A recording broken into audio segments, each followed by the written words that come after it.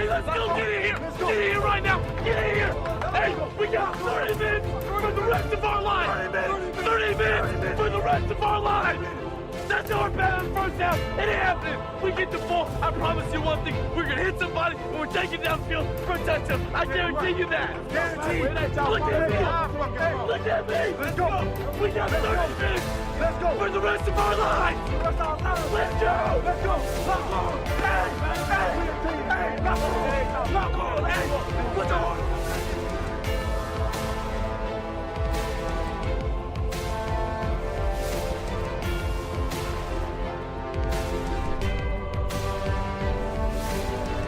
And welcome everybody to another episode of DC Sports Daily. This is your host Corey Thesson alongside Jack Maestri. We are not really DC Sports Daily anymore. Well, I mean, we're still DC Sports Daily, but obviously we're not coming to you daily anymore.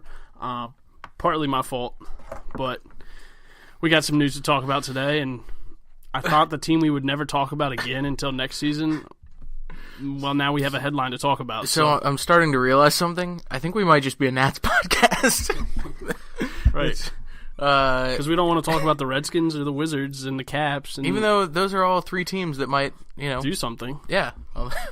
But we haven't. We know how that ends. And we didn't want to talk about the Nats. I needed a week recovery, and then this comes, and I'm happy to be a Nats fan again. Yeah. I mean, I will say I'm sad at the same time. I know you're not. I'm not at all. Yeah. So I'm happy for all the reasons that you're happy, but also sad for other reasons.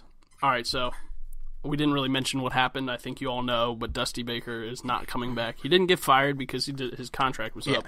We did not decide to bring him back. And the entire staff's contracts are up as well. I'm guessing we'll bring back a couple, but like Mike Maddox, apparently. And Davey Lopes. I see both of those names circulating. I don't think we'll go within the staff that we had, just because if you get rid of the manager, I think we're going to do a household clean. But, I mean, they've been around. I think Davey Lopes is more of a baseball guy. Mike Maddox is just a pitching coach.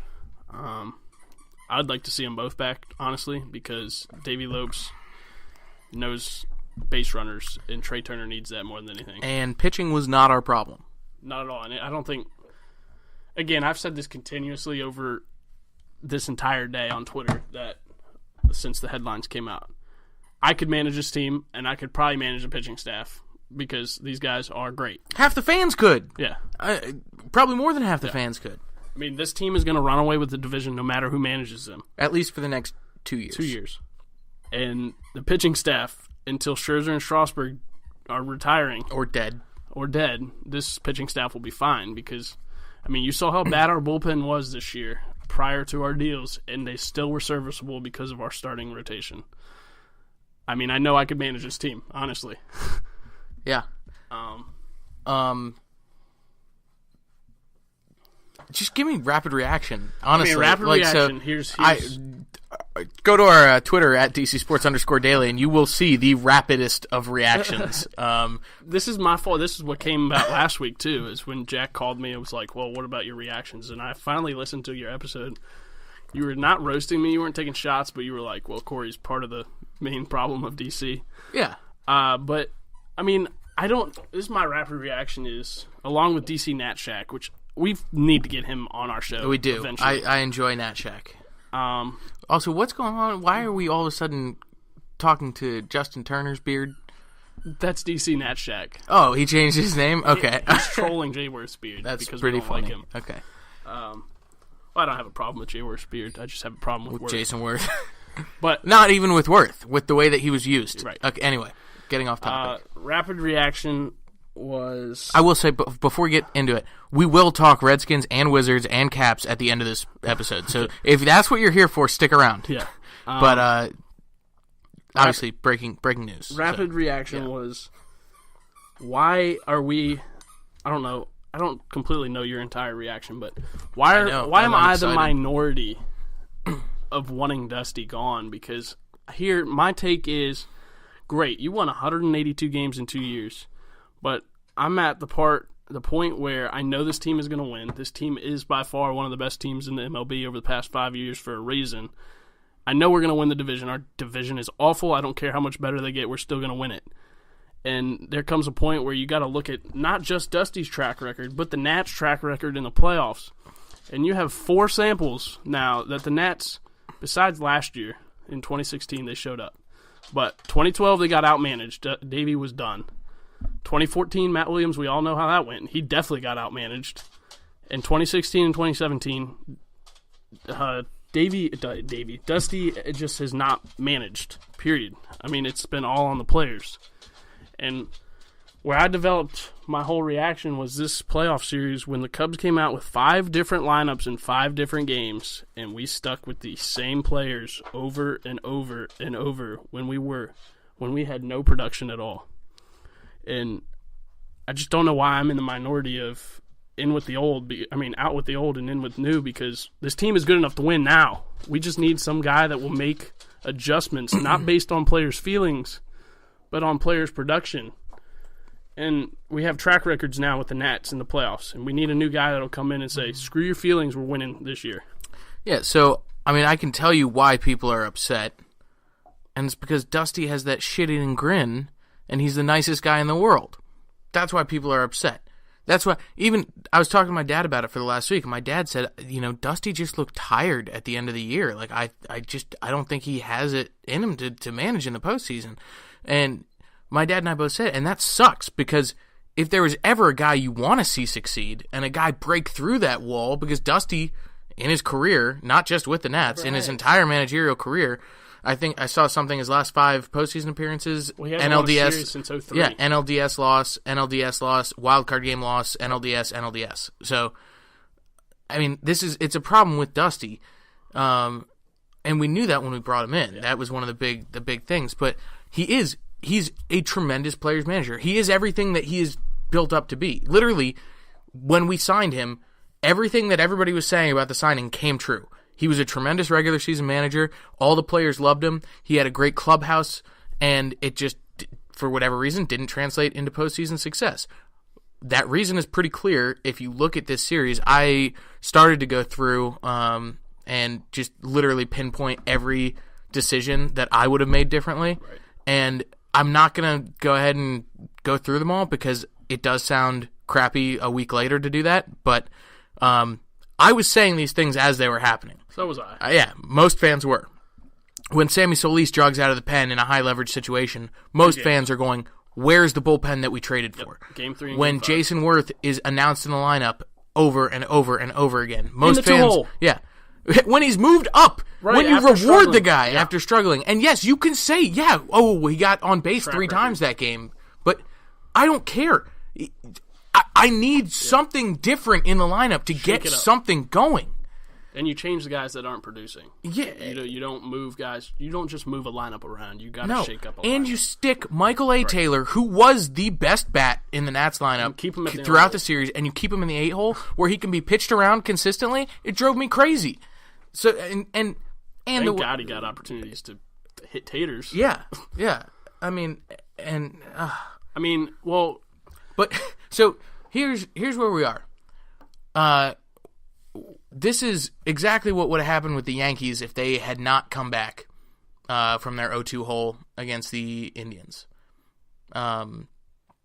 Everybody's saying Girardi's job is on the line. Right. Like he can't manage in the postseason. Yada yada yada. Then his team comes through and his bats go off, and it's hard for him to mismanage that bullpen because they literally have 6 guys who are shut down relievers. But somehow he had managed to do it before then.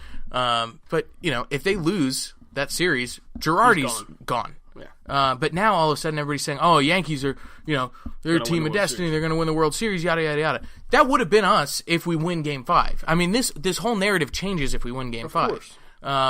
But there are certain things that I would still be upset with Dusty about. Definitely. And I know you don't have to believe me, but I would be giving the same rants, and I would have given them to you a week ago because I wouldn't have been so upset about us losing. But I would be giving the same rants about Dusty's poor decisions, and I have on the past couple of episodes. So well, here's the deal with managers in October. Every move, every decision is put under a microscope.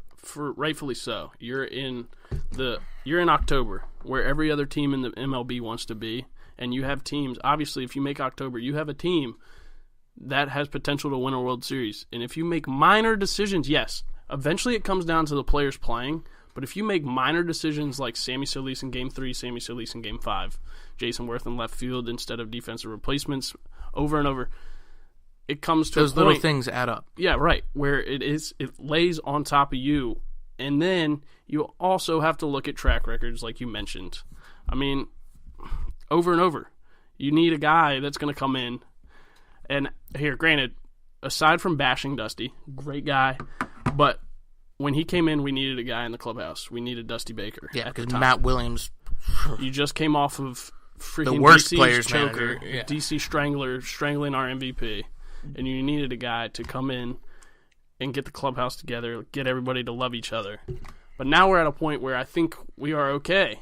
We don't have bad guys in the clubhouse. We got guys that want to win, and we got guys that will win. And that's why I think getting Dusty, I mean, granted, 97 wins, 182 wins in 2 years. No slouch. A lot of teams want to do that, and a lot of teams want a chance in October. Back-to-back division titles. That's the first back-to-back division titles in Nationals history.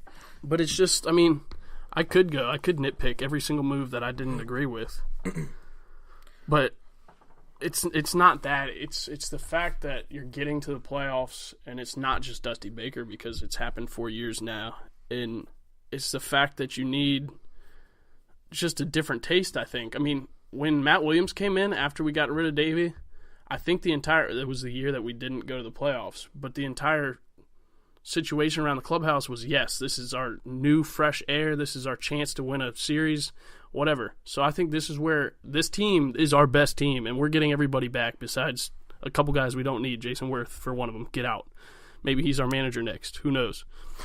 But this is where we get a fresh sense of this is our team to win, and you get a new opportunity with a new manager that maybe gives fresh air, and then maybe it puts you on to the next series. Because I think if we get out of the first round, we win the World Series. Oh, I think we beat the Dodgers this year. It doesn't matter who's standing in our way. I think it's just if you get out of that first round, I think our team goes, because especially this past Game 5, you put up 8 runs with 15 hits. If we would have come back and won that, yeah, we would have swept the next 2 series, I believe.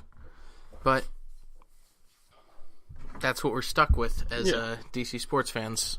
Now, with that being said, Mike Rizzo coming out and saying winning division titles aren't enough. We need to win a championship. Love to hear it. Love to hear it. However, I think Rizzo's the next guy to go out. That'll be another discussion later. I mean, the funny thing is, you said it multiple times today, this is probably one of the most talented Nats teams that we've had.